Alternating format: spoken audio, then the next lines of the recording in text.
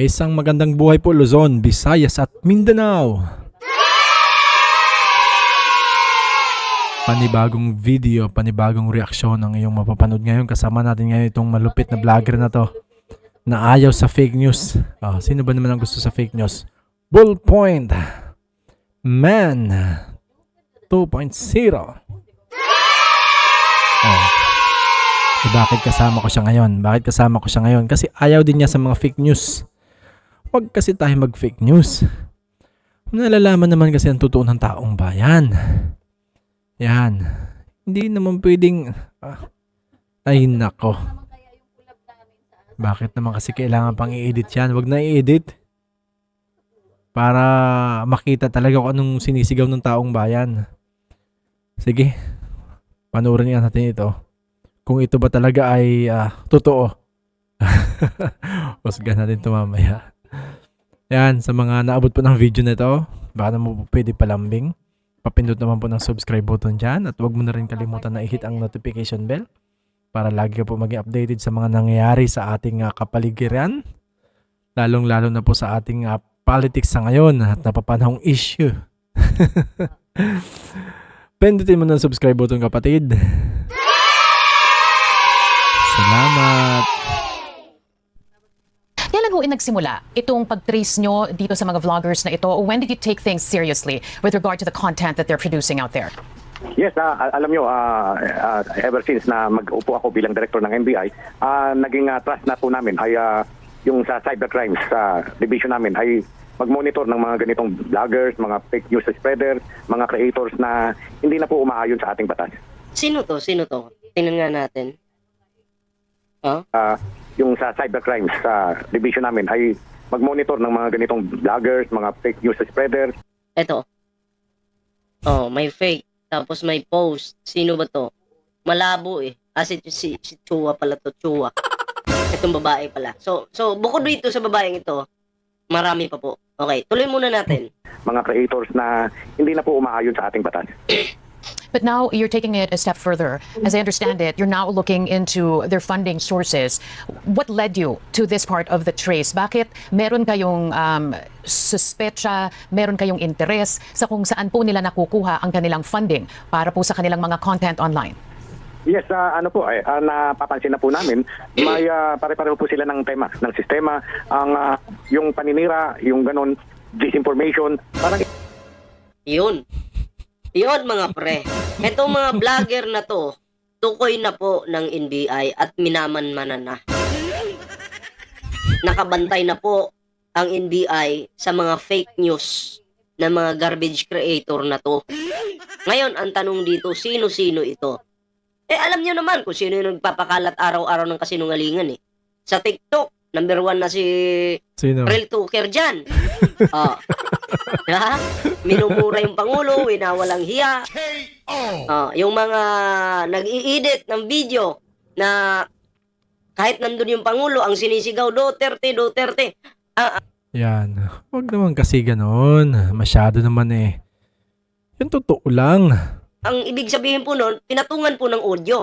Yung mismong video na may sumisigaw, ang pinatong po na audio, yun yung sumisigaw ng Duterte. And then pinopost po nila sa social media, sasabihin, ay eto, tamo, hindi ka mahal ng mga Pilipino, bangag. Sino ba kasi nagsabi ng bangag ang Pangulo? Wala na. Huwag naman kasi ganon. Sobra-sobra naman kayo. Yun yung sinasabi nila. Yung pala, sila yung bangag. Diba? Kasi nag-i-edit sila ng video. Then pinopost nila. Nililin lang po nila yung mga Pilipino. Tapos sasabihin nila, tingnan mo nga yung sinisigaw nga dyan, Duterte, kahit andyan si yung Pangulo. Diba? Yung mga, and then sinishare naman ng iba. Sinishare po ng iba. And then, ang sasabihin po ng iba, yung depensa nila, sinare ko lang naman eh. Hindi naman ako nag-edit yan eh. Damay ka rin po. Kasi, isa ka sa nagpakalat niyan. Bawal yan. Diba?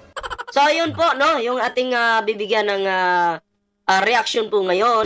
Pero, syempre, mga pre, bago po tayo magtuloy-tuloy sa ating reaction, bigyan din natin ng reaction itong si reaksyon itong kay Isko Moreno, no? Na makakalaban po ni Mayor Hani Lacuna. And syempre mga pre, no? Mamaya-maya bigyan din natin ng reaksyon yung kay Kibuloy. At syempre, yung kay Sara Duterte. Di umano, di umano.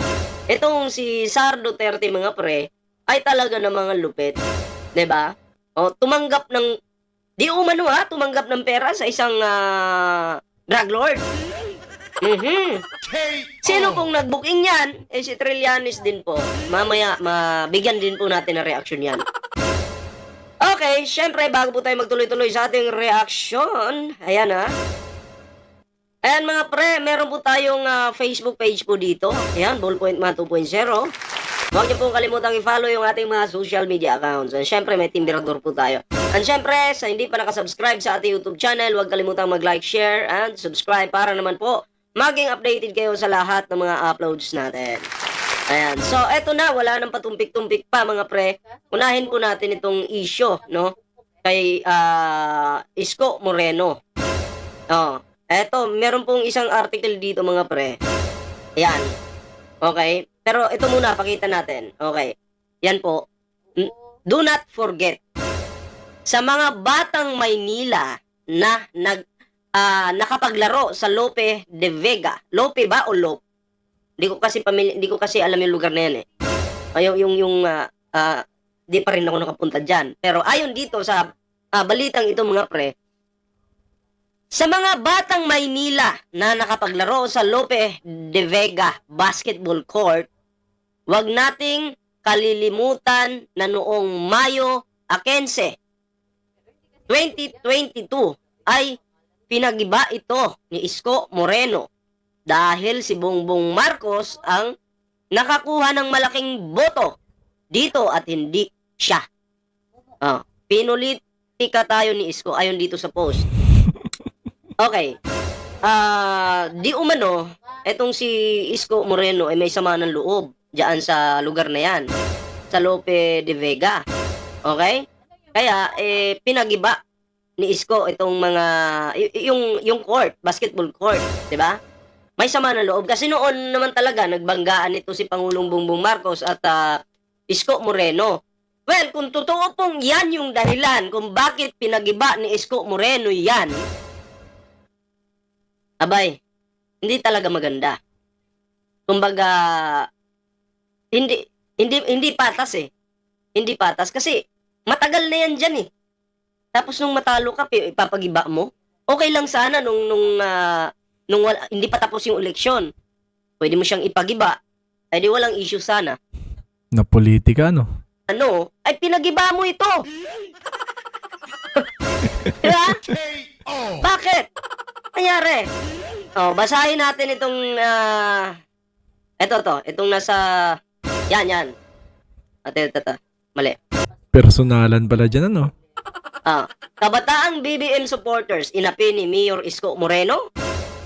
Kasi ayon po dito sa ating babasahin ngayon, itong mga tao po na naninirahan dyan ay mga solidong Makamarcos po. Makamarcos. 'Di ba? Kaya di umano nung malaman ni Isko na talo siya sa lugar na to, ay pinagiba. Diba? Bakit? Dapat sports lang. Kung totoo man po ito, dapat sports lang. Walang samaan ng loob, manalo matalo. Diba?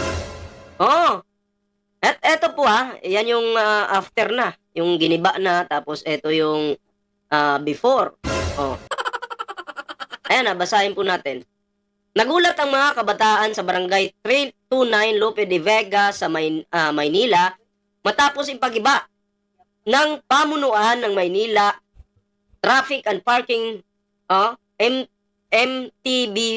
MTPB at Department of Public Service DPS ang kanilang basketball court nang wala umanong koordinasyon sa kahit sinong opisyal ng barangay. Oy, tika lang.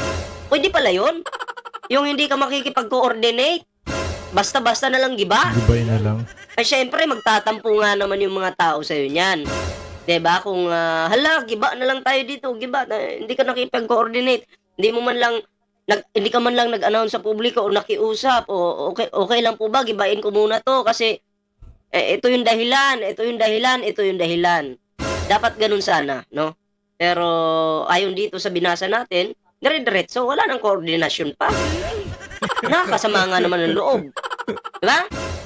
Ayan ha, napag-alaman na noong nakaraang Mayo 14, 2022, Biyernes, nagtungo sa lugar ang mga tauhan ng MTPB at DPS para kausapin ang mga involved sa nasabing pagliga ng barangay. Okay. Ayon sa ilang tauhan ng nasabing liga, naging maayos naman ang kanilang naging usapan at hinikayat silang magtungo sa City Hall ng araw ng Lunes. Ayan ha, upang kausapin hinggil sa nakuhang impormasyon ng pamahalaang lungsod na sinasabing ginawang sugalan ang basketball court. Nako. Ayan ha. Subalit, Mayo 15, Sabado, agaran na lang umanong giniba ang Lope de Vega Basketball Court nang walang nagawa. Maging ang mga opisyal ng barangay sa naging aksyon ng pamahalaang Moreno. Naku po. Nalungkot ang may 2,000 kabataang manlalaro na may 108 teams na lumahok sa liga at pawang mga BBM supporters. Lubhang naapektuhan ang pagwasak ng court at maging ang kanilang mga magulang. Oh, grabe no? Sinabi ng mga manlalaro na wala naman silang ibang hangad kundi magkaroon ng paglilibangan upang makaiwas sa illegal na droga o anumang masamang bisyo. Yun, diba? Pinagkait pa sa mga kabataan ito, giniba talaga. No? Anila, simula pa noong 2007 nagsimula nang magkaroon ng liga sa kanilang lugar at walang ganitong uri ng karahasang nangyari sa kanilang lugar. Naku po.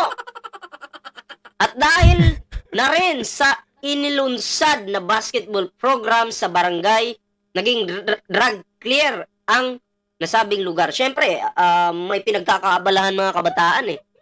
Nung winasak na. Ha? Paano na? Kasabay nito, kinukundena ng mga manlalaro ng Lope de Vega ang ganitong uri ng aksyon ng kasalukuyang administrasyon na tahasang walang pagmamahal umano sa mga kabataang Manilenyo. Sinabi pa ng mga kabataan na naging masakit para sa kanila ang pagkakagiba sa kanilang basketball court, lalo na ngayong nasa alert level 1 na ang Maynila makalipas ang halos 2 taon nilang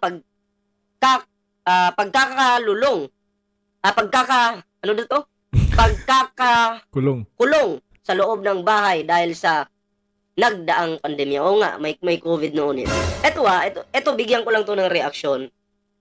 Okay po sana kung gigibain mo yan noong lumalaban pa lang ng mayor, 'di ba?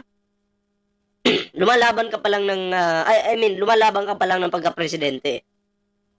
Pero nung malaman mong matalo ka, pinagiba mo, di umano. Ay masakit yun sa mga kabataan. Kaya mga pre, ito na lang. Gusto nyo ba yung ganitong ugali? Magkaroon kayo ng mayor na ganito yung ugali diyan sa Manila. Kung gusto nyo, iboto nyo. Siyempre, sino ba naman makakagusto sa ganyang pag-uugali, di ba? Di ba? Kung gusto nyo yung ganyang ugali, di iboto nyo. Pero kung ayaw nyo po ng ganyang klaseng ugali, na mahilig magtampo, siya nila kuna po yung iboto nyo. Kita nyo naman yung mga nagawa ni Hani Lacuna dyan sa Manila. Diba? Unti-unti po ulit umangat yung Manila. Dahil po kay Hani Lacuna yan. Mayor Hani Lacuna. Diba? Kumbaga, wala po siyang binentang mga ari-arian ng Manila. Bagkus, dinagdagan niya pa ito. Diba? So, yun lang yung masasabi ko dito. Suportahan po natin yung may pagmamahal. Okay? Sa mga Manilenyo.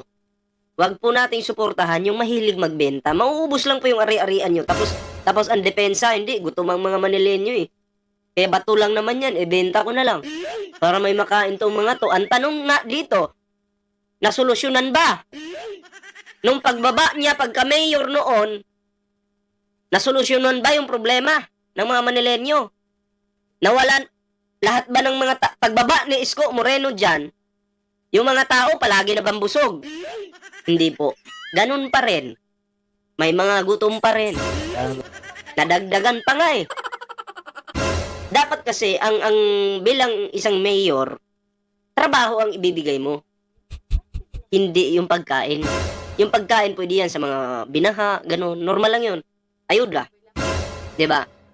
Trabaho, turuan mo silang mangisda para hindi sila magutom. Nasa Bible yan. 'Di ba? So, anyway mga pre, ito na, no? Sunod po natin itong, next topic po tayo. Isunod po natin itong, kay Mayor Trillanes, mga pre. Ito po, basahin po natin ito. Baka fake news yan. Tika lang. Businessman Samuel Oy allegedly deposit Baka fake news yan ha. Patay tayo dyan.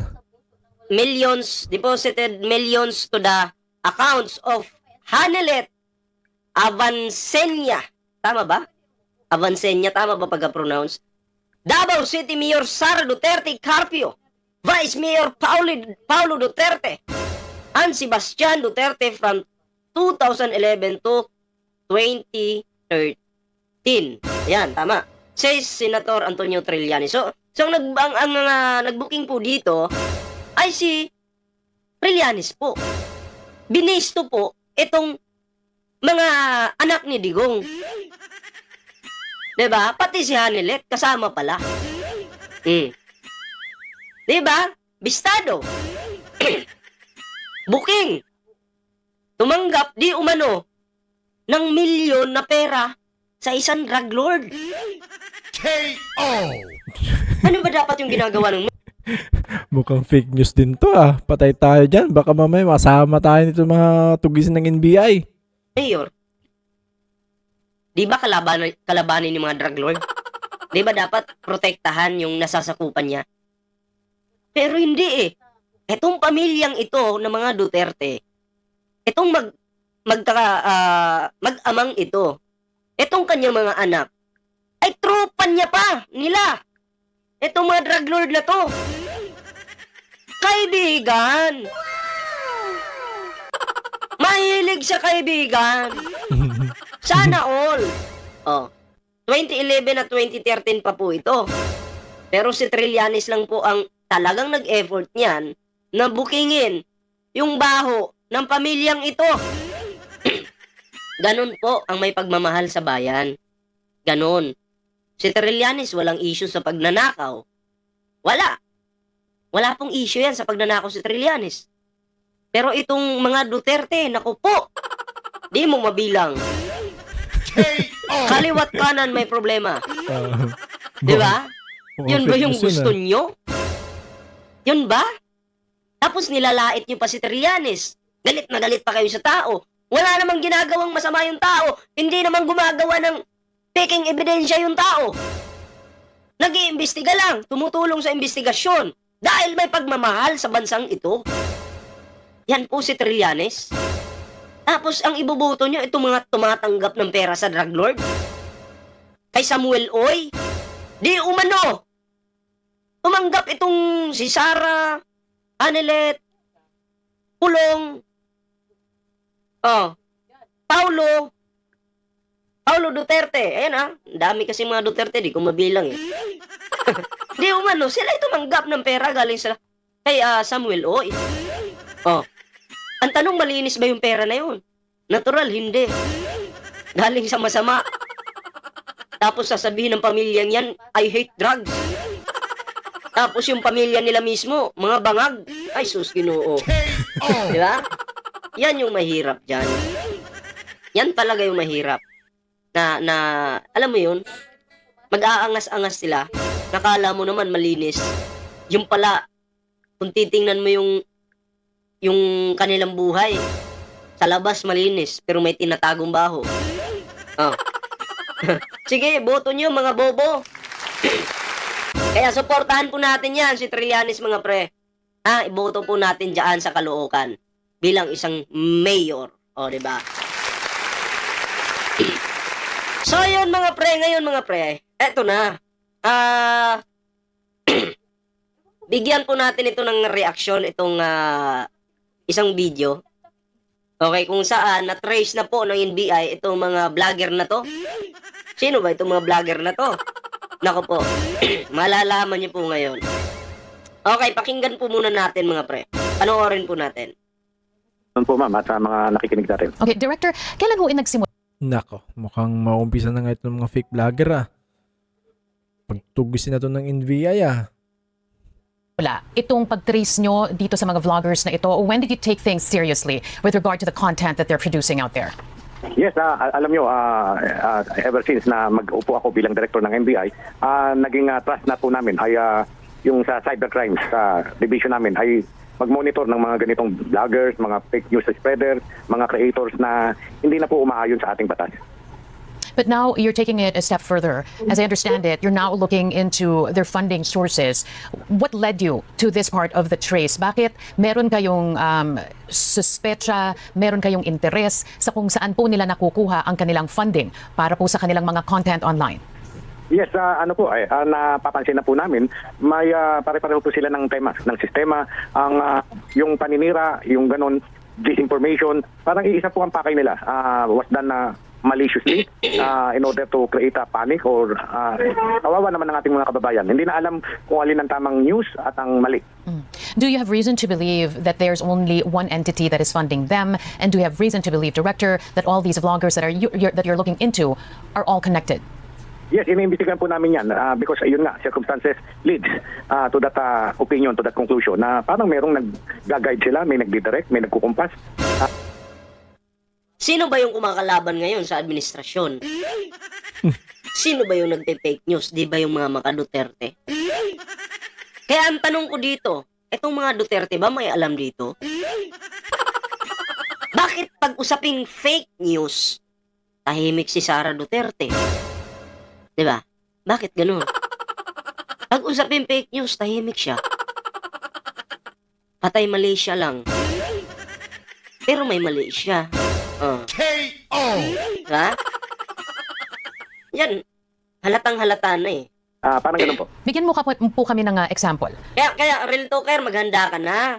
Real Talker, bayad ba? Yung mga bayaderos, maghanda na kayo. Isdak Pilipinas. Isa na kayo dyan, kasali na kayo dyan. At ang iba pa, nako, dami-dami nyo. 20 plus kayo. Ha? Congratulations in advance. Sino kaya sa inyo yung kasama dun sa 20 plus? Pero ako, sigurado na ako dyan, number 1 po si Maharlika dyan. Confirmed na po yan.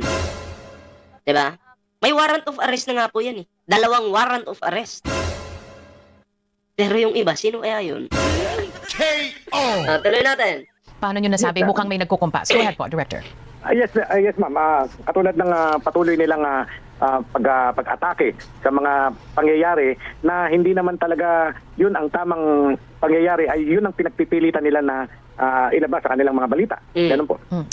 Is this just all a matter of spreading false information? Katulad nung winater canon daw yung China ng Pilipinas. Wala namang katotohanan. Nung pagdating niya sa TRICOM, ginisas siya doon. Ang biglang depensa niya, sabi niya, pwede daw mag-water cannon yung Pilipinas doon sa China. Pero sa post niya, I think video post, sa account niya, ang nakalagay doon, winater cannon ng Pilipinas yung China. Pero ang depensa niya sa TRICOM, pwedeng mag-water cannon. Doon pa lang magkaiba na eh. Diba? Magkaiba na! Teka. Parang kulang pa yata sa gin tong lalamunan ko. Mamaya, inuman kita ng gin mamaya. Hindi, mga pre, kasi ako, pasensya na, masingit ko lang pasensya na sa boses natin. Pag makat yung lalamunan ko, pag hindi nadala ng Bactidol, gin po ang pampatay ko dito. Sa katinan lalamunan. KO! Emperador, Pandador, wala yan, walang kwenta yan. Pero hindi ko ina-advise na mag-inom kayo, ah. Hindi, sa akin lang to. Oo. Yun kasi yung pang ano ko dito eh, pag may ano talaga yung lalamunan ko Makati. Okay, tuloy natin. Information Director, or do you think there is a more sinister plot behind this? Yung ginagawa nitong ads na to dito. Tuloy. Yes, ang nakikita namin ay mag-create ng panic, mag-create ng confusion among May tumatawag lang, wait. So, ayun mga pre, tuloy tayo. May, pasensya na may tumawag lang. our citizens. Nalilito na po ang ating mga kababayan. Ganun po. At kapag nagkaroon na po ng panic, nagkaroon ng confusion, saan nyo tingin nila ito dadalhin? Ayun na nga po. Hindi natin na malaman kung paano na ang magiging pakay, maaring mahikayat Yung fake news kasi, ang naapektuhan dito, mga kabataan. Alam mo, sisigaw yung mga kabataan. BBM bangag. Ganun. Akala nila joke pa rin yun. Pero masama na eh. Bata pa lang, naging bastos na. Naging bastos po yung mga kabataan ngayon dahil simula nung naging presidente si Digong at naging DepEd Secretary itong si Sara Duterte or Vice President. Wala na, bastos na po, mga kabataan. Diba? Siyempre, dahil sa fake news. Malakas yung mga Pilipinong gumamit ng Facebook eh. Diba? Oh, makakita sila ng fake news, maniniwala ng mga bata, gagaya-gayahin na. Dapat talaga maparusahan talaga. Diba? na nila ang ating mga mamamayan to go against the government or to go against a particular individual. Hindi na po maganda yun. Nasisira na po ang peace natin ng kapaligiran. But let's make this clear, Director. You're not about to say that you are invalidating their political conviction. Hindi po. Malaya po. Ako bilang dating hukom ay always sinasabi ko po na nire-respeto ko po yung ating freedom of speech, freedom of expression. Binabalanse po namin lahat yan. Yung mga ordinary commentaries like yung hindi ka naniniwala, for example, sa sinasabi ko, mali naman si Director, hindi naman ganyan. Pwede po yun. But kung lalampas na doon, yung halos inaalipusta mo na ako, yung... yung ipipersonalin mo na siya, o di kaya mag-i-edit ka ng fake video, tapos sabay bigay ka ng mga below the belt na pag-atake, makomento, ayun, yun, fake news ka na nun. Personal na buhay ko, inaano mo na, sinisira mo na, ay lumalampas na. Dapat nang salain yun. Dapat ka nang kalusin. KO! Pigilan. Apo. Meron ho ba kayong nakikita na merong influence dito sa mga vloggers na ito na nasa labas po ng ating bansa? Meron po. Marami. Meron po. Yun nga, ang dilemma namin is that, like for example sa United States, libel is not a crime in the United States. But here, crime sa atin yan. No? So, tapos, sabihin pa natin, citizen ng US citizen, we cannot go after them because Si Maharlika yun Maharlika. US citizen na kasi si Maharlika eh. libel is not a crime in their country. Pero dito sa atin, pinapalabas dito sa atin, libelous yun. May crime tayo na libel. So we're looking into it pa, deeper. Maaring humahantong na sila na nag-i-incite ng sedition. No? Meron tayong unjust vexation dito. Although maliit lang na kaso, pero yung masyado ka nang inaasar, nilalait ka na lang lagi, so pwede yung unjust vexation din. At yung meron din po tayong batas na unlawful use of publication under Article 154 of the Revised Penal Code. Yun po ang mga cases na iniisip namin na maaaring isampa. At isa pa, remember that vloggers earn depende sa kanilang views, yung mga viewer nila, kumikita sila doon. So we will also look into the fact na nagbabayad ba ito ng tax dahil kumikita sila doon. So meron pa rin aspect ng tax evasion. Ganun po, ma'am. Hindi kasi, kung usapang tax kami, okay lang naman, magbabayad naman kami. No problem. Kaya nga lang kasi minsan, kung magkakaroon pa ng tax, tatlo na yung babayaran namin. Unang-una, ganito, explain ko lang. Bilang isang YouTuber, unang-una, may sahod kami sa YouTube. Halimbawa, $1,000. Okay? Magkano ang tax nun? Tapos, nung isisend na sa amin yung sahod namin, mga kaltasan yan. Example na lang, $100. 20%. So may kaltas na yun. Tira sa amin, 900 na lang. Tax sa US yun. Pagdating dito sa Pilipinas, yung dollars namin, Papasok sa bangko yan. Diba? Nung marireceive na namin yung pera, kukunin namin, yung halimbawa, sumahod ako ng 50,000 sa isang buwan. Sample ko lang yan. Kababasan pa rin. Pagpasok sa bangko, dollars yan eh. Pagpasok sa bangko, matik na yan. May kaltas na yan, 2,000, minsan 3,000. Depende. Bawas So, yan. Dalawa na yung binabayaran namin. Tax sa US, tapos sa bangko. Oh. Tapos magkakaroon pa ng, kung matuloy man yung ano na yan, tax sa mga vlogger, di 3 na. Saan pa kami lulugar niyan? Diba? Ini-explain ko lang. Hindi ako galit Totoo yun. sa gusto mangyari ng gobyerno patungkol dyan. Na magkaroon ng tax yung mga vloggers. Kundi, ini-explain ko lang dito, 'di ba? Na marami na pong tad na po kami ng kaltas sa US, sa bangko. 'Di ba? Tad na po. Dalawa na. Paano pa 'yan? KO. 'Di ba?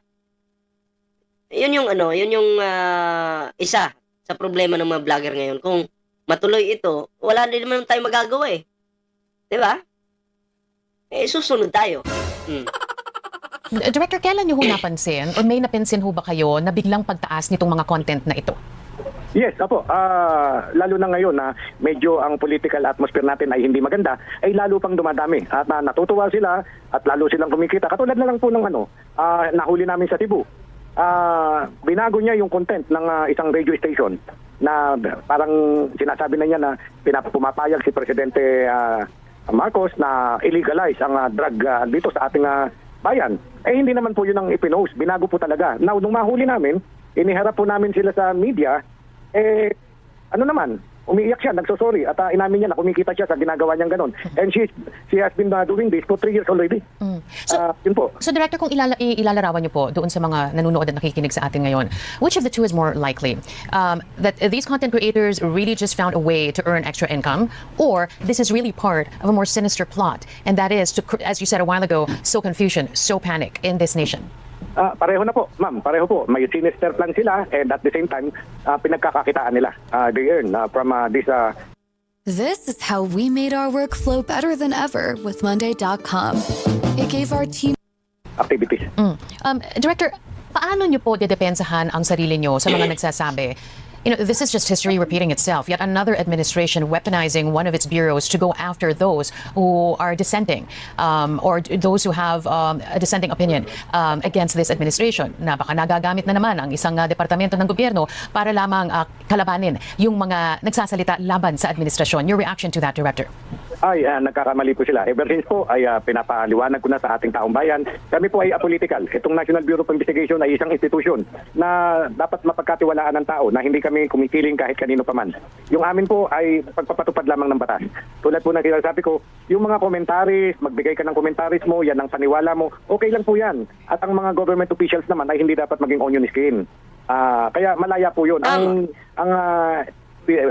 gusto naming makawata ay yung lumalampas na po sa kanilang commentaries man lang. For example po, sinabi nyo na mali naman yan sinasabi ng director ni Director Santiago ganito dapat yan ganito dapat yan. That is your opinion, that is your commentary. Pero kung sasabihin mo na mali naman yan si Director palibasa, 3 asawa niyan o 5 asawa niyan, ay iba na po yun. Kaya yun po, may hangganan yung pagko-comment mo, pagbibigay mo ng opinion sa isang bagay. Director, kung mamarapatin niyo po, hihingi lang din po kami ng update tungkol sa iba pang mga investigasyon na sinasagawa niyo po about the Chinese spies, alleged Chinese spies. What's the latest on that and how many do you have now in total? Sa ngayon po, meron na kaming 8 at parang ngayong araw nga may hearing yung isang nahuli namin at we are still pursuing yung iba pa. Baka meron pang gumagalaw. At alam niyo po, ito ay tulong-tulong ang Intelligence Service ng Armed Forces of the Philippines at ang National Bureau of Investigation. Ginagawa po namin para maprotektahan ang ating sovereignty, ang ating national security. How many more are you tracking? Meron pa rin kaming sinusubaybayan, ma'am. Pero in due time, pagka meron na kaming concrete evidence against them, ay ilalathala namin pagka inaresto na namin at case has been filed against them. Dito rin po yan sa Kamaynilaan? buong Pilipinas po, meron tayong umiikot na mga intelligence officer na nagagather ng information. Meron na ho ba tayong naisampang mga kaso laban dito sa mga tinutukoy po ninyong Chinese spies? Yes, opo. Yung 8 po ay charged na. Pati yung mga Filipino cohorts nila, they were already charged in court. And yun nga, sabi ko nga, parang within this week, merong hearing na nga yung iba. At espionage law po, violations against the espionage law, tama ho ba? Tama po yun, tama po yun. All right, we're gonna have to leave it at that. NBI Director Jaime Santiago de Archon. So, ayun mga pre, no? Ang NBI po talaga, ito do effort po ngayon para mahuli itong mga nagpapakalat ng fake news. At may na-trace na po nila yung kung saan sila. 'Di ba? At minamanmanan po nila ngayon. So good luck sa inyo ha. I-congratulate ko lang in advance si Ray Tucker. Si ano ngayon? Sino pa? Si Bayot yun eh. Ba- Parang Pasensya kilala ko yun Si Ray Tucker, si Hmm. Bayaderos, Bayad ba? si Bisdak na Oh, Bisak ay, TV. mukhang madadali ka dito, Bisdak ah. Pati ikaw, Congrats. mukhang madadali din eh. At sa iba pa. Si Maharlika, ano na yan, may warrant na yan.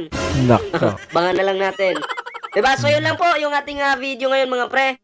So maraming salamat po sa pagsama sa ating video ngayon. At syempre no, bago po tayo magtapos sa ating video, meron po tayong Facebook page, Ballpoint Man 2.0. Team Tirador. Ayan syempre sa hindi po nakasubscribe sa ating YouTube channel, huwag kalimutang mag-like, share, and subscribe para naman po maging updated kayo sa mga uploads natin. Nabubulol-bulol na ako. KO. So ayun lang po muna, kita-kits po sa susunod na video. Ay, nako. Mukhang fake news din to si Ballpoint Man. Sana nga hindi. Oh. Nagkataon lang talaga na meron din siyang manok na pinapaboran. Kaya mga kapatid, ang pinaka the best talaga nito, dun tayo sumunod sa ating tagapamahala. Kahit ang gawing pambabatikos nila, basta tayo sumusunod sa pamamahala. O, di ba? Nabubulol na rin ako. Wala tayong malalabag. Sa pamamahala lang tayo sumunod. Katulad ng panawagan na pagkakaisa, binaliwala nila. Ano nangyari? Nagkagulo. Lumipas ang panahon, may uupo dyan, may masasabi pa rin sila. Lilipas ang panahon, mapapalitan, may uupo, may masasabi sila. Pero ang pamamahala ng Iglesia ni Cristo, malinis. Diba? May lumalaban, tinitiwalag. Lumalaban uli, tinitiwalag. Kasi ang Iglesia ni Cristo, ang huling bayan ng Diyos na matuwid. Hanggang sa muli po, mga kapatid ko. Paalam.